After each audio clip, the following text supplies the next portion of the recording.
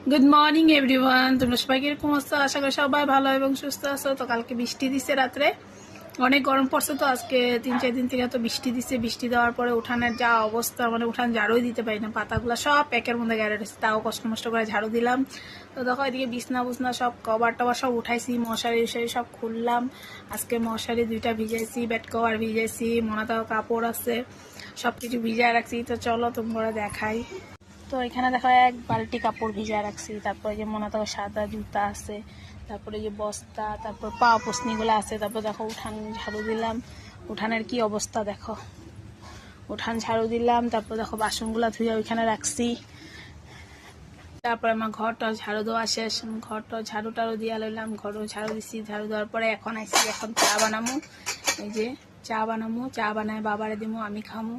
তো ডেইলি যেটা কাজ আমাকে ওইটাই। আজকে স্নান করি নাই সকালে, আজকে সকালে বাসি কাজ কইরা এই যে নাইটি বদলায় লইলাম, কাপড় টাপড় বদলায় লইলাম, বদলায় এখন চা খামো।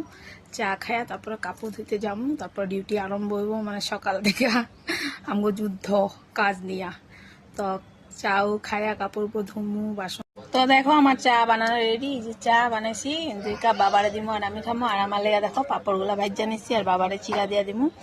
সকালে বাবা চিরা দিয়েই চা খায়, আর রুটি বানাইনি আজকে, এলেগে চিরা দিয়ে দিতেছি।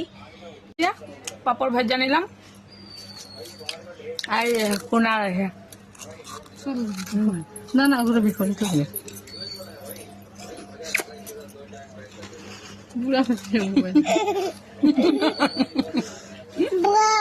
বা আমি একলা একলা পাপড় খাই যাচ্ছি। গাদা লইয়া বয়া দিছি, চুল বানতাম, দেখো চুলের অবস্থা। এখন চা খাবো। গুড মর্নিং কয়া দো। সবাই ভালো থাকবে, সুস্থ থাকবে, টাটা।